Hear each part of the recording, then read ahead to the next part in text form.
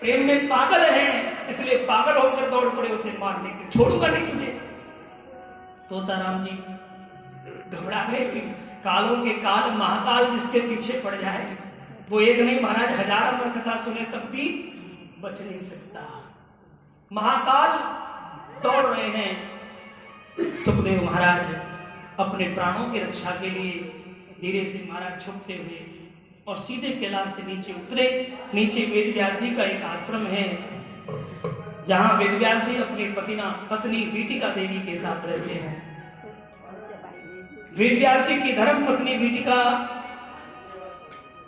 स्नान से निवृत्त होकर के अपने केस सुखा रही थी, बाल सुखा रही थी। बीटिका को जमाई आई, मुख खुला। सुखदेव जी ने देखा कि इससे बढ़िया छुपने की और कोई जगह नहीं। तुरंत सूक्ष्म रूप लिया और मुख में होकर के उधर में प्रवेश कर गए। भोलेनाथ आए, चारों ओर देखा, सुखदेव जी नहीं मिले। समझ गए भोले बाबा कि ये तो अमर हो चुके हैं, अब इसको कोई मार नहीं सकता। बाबा तो लौट गए।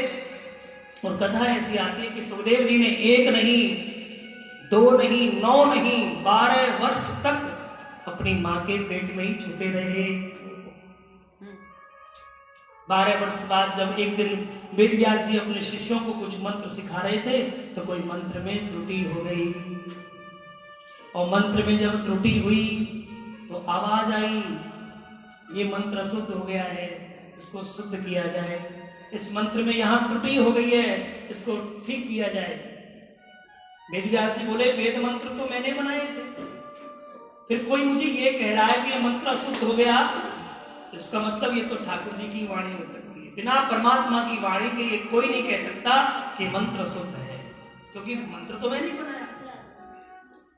वेदव्यास जी चारों ओर देखने लगे, ये आवाज आई कहां से है? तो इनकी पत्नी बैठी थी सामने। वो बोली, कहां देख रहे हो? ये आवाज इधर उधर से नहीं, ये आवाज मेरे गर्भ से आ रही है। मेरे गर्भ में जो बालक है, लगता है वो बड़ा विद्वान है, और लगता है शायद ठाकुर जी ही मेरे गर्भ में आ गए हो। आप सुनो।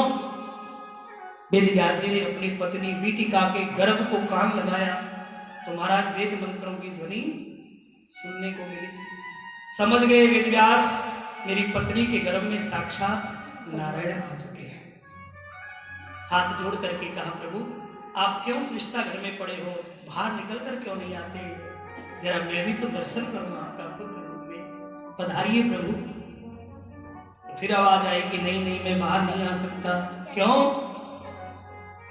बोले, गर्भ में जो जीव आता है वो गर्भस्थ शिशु